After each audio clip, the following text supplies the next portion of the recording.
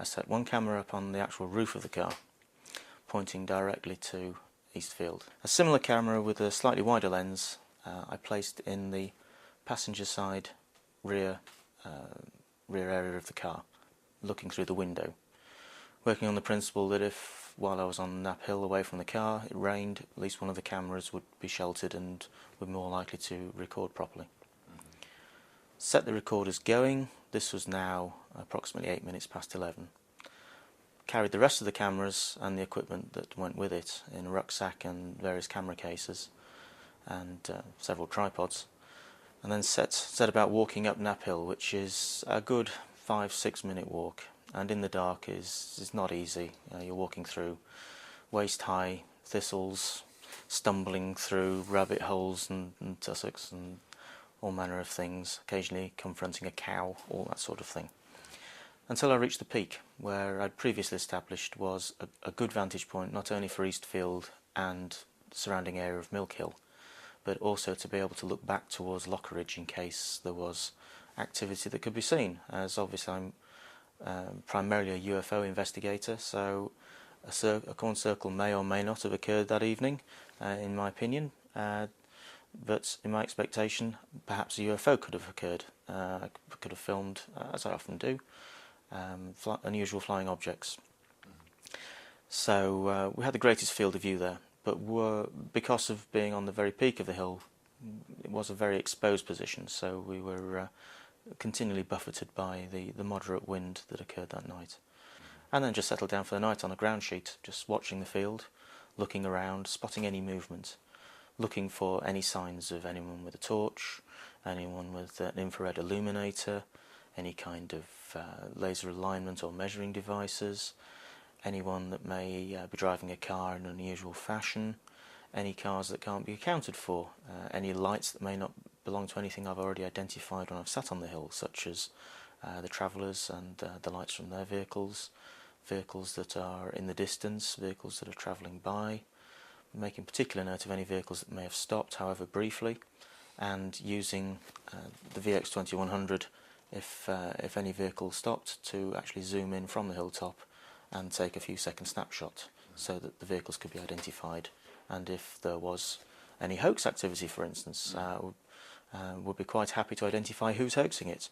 Hence we tried to collect all information for all events that were happening that evening, and trying to cover it in an overlapping mesh of surveillance.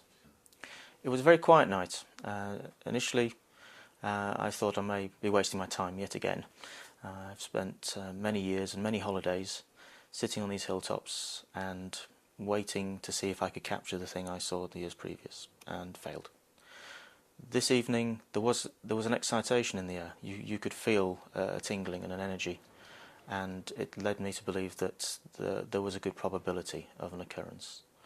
Furthermore, my dog had previously become extremely excited in this area whilst walking the area in the daylight. So in my mind I felt quite hopeful that something might happen. However, very little happened apart from the odd car passing by on the Alton Barnes to Pusey Road, one small car which initially seemed suspicious coming up Milk Hill, which was in fact Gary, who parked up in the car park. I filmed him pulling up in the car park because I didn't know it was Gary at the time, and he and his friend walked up the hill to behind me, and in the dark I said hello, and a little voice said, "Ah, it's Win." And rather like explorers of old, we met up and shook hands and said hi and shared a ground sheet. We then all proceeded to sit around, talk about the latest crop circle events of the area, and Gary was new to my equipment, so he was quite quizzical about how all these cameras worked and how the different cameras perform different functions. So we demonstrated these and used them. At approximately 1:30 we carried out our last scan. It was so very, very dark at this point. Even the image intensifier barely showed any detail at all in the fields as we swooped around. We could see that there weren't people there. There were no vehicles in the field, there were no lights. We couldn't see the field clearly. It was pitch dark. And so we sat down and continued our conversation. We became rather immersed in it and really quite excited by the concepts we were sharing, as Gary has a different view to the same issue. I come at these issues as a physicist, and Gary comes at it in a more metaphysical manner. As this occurred, we became aware of excitement. We thought it was the excitement from within ourselves throwing these concepts around, but there was definitely an anticipation of something. And then at approximately 3 o'clock in the morning, there was a flash of light, rather like sheet lightning flash. It was a momentary, dull white flash that illuminated the entire area, and more especially East Field. Gary was quite taken by this. He said, "Did you see that?" And I said, "Yeah." And he said, "Do you think the cameras have caught it?" I said, "Well, I hope the cameras are still running. We're getting near the end of the first tape change, which is a reminder. I must go down and change the tapes." The last sweep that Gary and I made was at 1:35, and the last digital still photograph we took was at 1:23 in the morning. The flash event occurred at approximately 3:13 in the morning, and the first visibility we had on CCTV tape of the circle was 7 minutes after that point. Okay, the flash was momentary. It was of the nature that if you blinked you would miss it. It was literally like a lightning flash.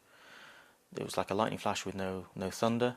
It was diffused, as if somebody had a large photographic flash up in the cloud and just set it off. It illuminated the whole area. And we couldn't say any more than that. It was just simply a flash, and we discussed it momentarily.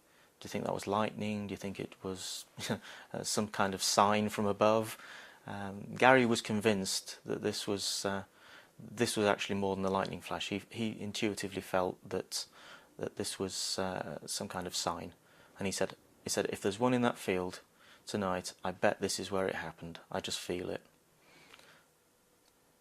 As the flash occurred, we couldn't see the field, except for the momentary instance when the flash went off. We couldn't actually see any detail. It was absolutely pitch dark. And indeed, it was a little while later, Gary felt there was something in the field. He couldn't see it, but he actually felt that there was something there. And he persuaded me to pick up the camera equipment and investigate. And it was at this very point that we saw for the first time on the VX2100 that there was a very significant formation in East Field. Gary was determined that he wanted to be the first in the field. So he said, "Come on, you're the cameraman. You stay on the hill and you film me and I'll go down to the field." So he walked down the hill, he climbed in his car, and he walked into the field. And I stayed on top of the hill with the camera, I zoomed in, and I followed Gary's progress in there. He was the first man in, and he had the amazing opportunity to experience a corn circle just after it had formed and be the first person in there. There was no disturbance of any evidence at all.